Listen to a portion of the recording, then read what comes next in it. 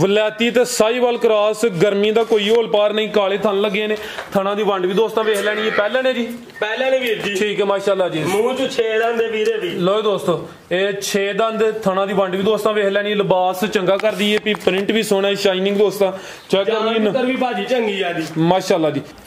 अस्सलामु अलैकुम सजनों ते बेलियो, उम्मीद करना कि सारे दोस्त अहबाब अल्लाह पाक दे फजल ते करम दे नाल हैरियत नाल होंदे। अज दिन जी मंगल दा ते इस टाइम सियालकोट दे नवें व्यापारी मुदस्सर हुसैन साहब दे डेरे ते मौजूद आ ते माशाल्लाह जी भाई मुदस्सर दोस्तां वास्ते 3 खूबसूरत गावां इस तो अलावा एक पहलवान झोटी भी लैके आए ने ते माशाल्लाह जी अज दी इस वीडियो च 2 पहलन वैड़ा भी मौजूद ने। कम से कम कीमत है जी 2,20,000। सारे जानवरों का मुनासिब कीमत मेला है, सारे जानवरों की तसल्ली कराने ते इन्हां दा जिहड़ा प्यार मुहब्बत वाला जायज़ मुनासिब रेट है वह भी मालूम करने। भाई मुदस्सर साहब आओ जी सामने जी। अस्सलामु अलैकुम। वालेकुम सलाम भाई फिराज की हाल जी, ठीक हो? अल्लाह पाक दा बड़ा शुक्र है, ज़ात दा करम है। भाई मुदस्सर तुसी सुनाओ ठीक हो, सब हैरियत है जी? खैर भाजी शुक्र है अल्लाह दा, मौजा ने दुआवां ने मालिक दी माशाल्लाह जी। ऑलरेडी तुहाडी एक वीडियो अपलोड की है कुछ अरसा पहले, दोस्तों ने पसंद की है जी। दोस्तों नु फिर अपना ते डेरे दा भी मुकम्मल तारफ करवा दियो।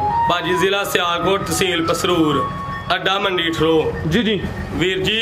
जहरवाल तू 5-7 किलोमीटर मंडी ठरो अड्डा है, चविंडे तू भी 5-7 किलोमीटर मंडी ठरो अड्डा ते नाल पिंड है भाजी साडा बांबे।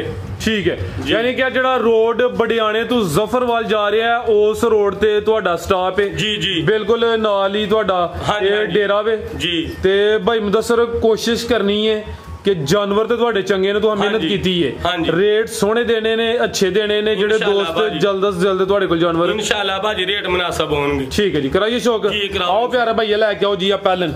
तो दोस्तों माशाल्लाह जी नंबर 1 ते आ गई है। सेहत दोस्तों वेखनी है, पहलन हो गए थाने भी दोस्तों चेक कर लेने। लिबास सोहना कर दी है भाई, सुआ पहला सोना है। दिन किन्ने लै रही है भाई मुदस्सर साहब? वीर जी दिन लैने जे को 8 तो 10 है जी। ठीक है 8-10 दिन लेंदी है, जेडे दिन दसी दे कोई 2-4 दिन उत्ते थल्ले हो सकते हैं। प्यारे भाई इत्थे जरा सीधी करके खिला रहे हो, किन्ने दंद है भाई मुदस्सर साहब? है 6 दंद छिगी है। सेहत दोस्तों चेक करनी है, सेम प्रिंट है माशाल्लाह जी।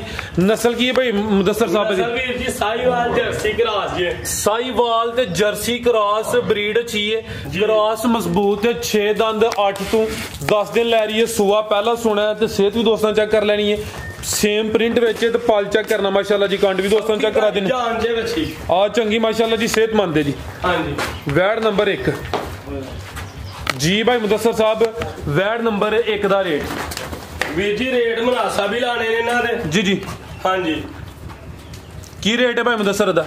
वीर जी वैन नंबर 1 का रेट है 2,20,000 रुपया। 2,20,000 हाँ जी, यानी कि खड़ा की है बिल्कुल खड़ा की वीर जी। नाले गर्मियां दे तोहफे ने। हाँ जी गर्मियां दे तोहफे ने वीर जी, गर्मी नहीं महसूस करनी। ठीक है जी, नंबर 1 ते चेक कराइए। कीमत डिमांड 2,20,000।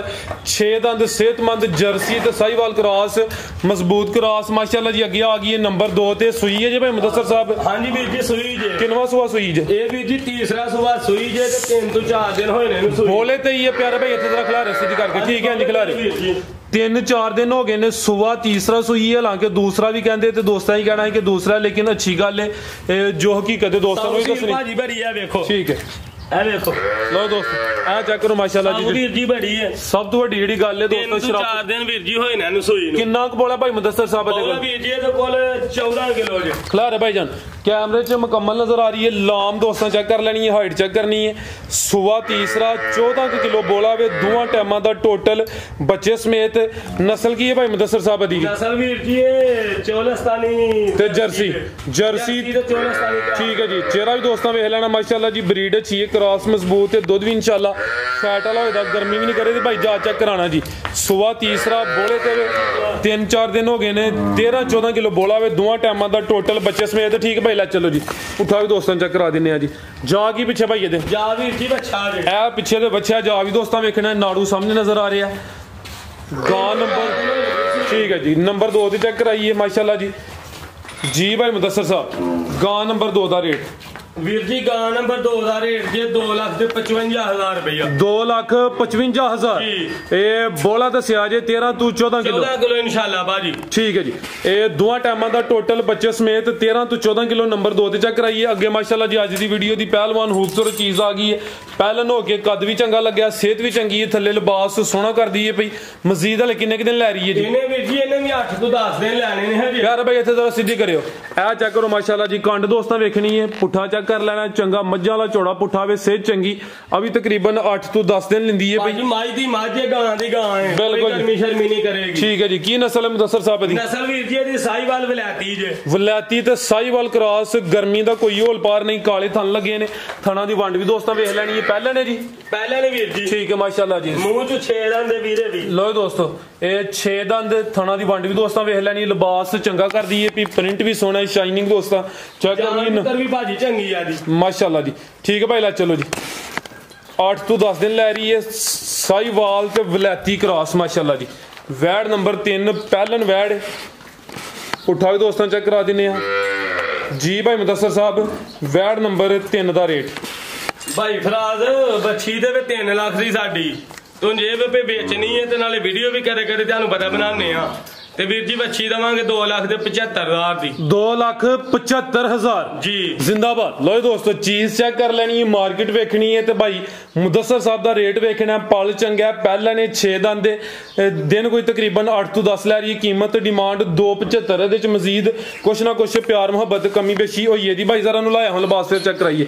ਲੋ ਦੋਸਤੋ ਚੈੱਕ ਕਰ ਲਓ ਮਾਸ਼ਾਅੱਲਾ ਜੀ। ਕ੍ਰਾਸ ਵੀ ਅੱਛਾ ਹੈ, ਮਜ਼ਬੂਤ ਕ੍ਰਾਸ ਹੈ ਤੇ 6 ਦੰਦ ਕਾਲੇ ਥਣ ਲੱਗੇ ਨੇ।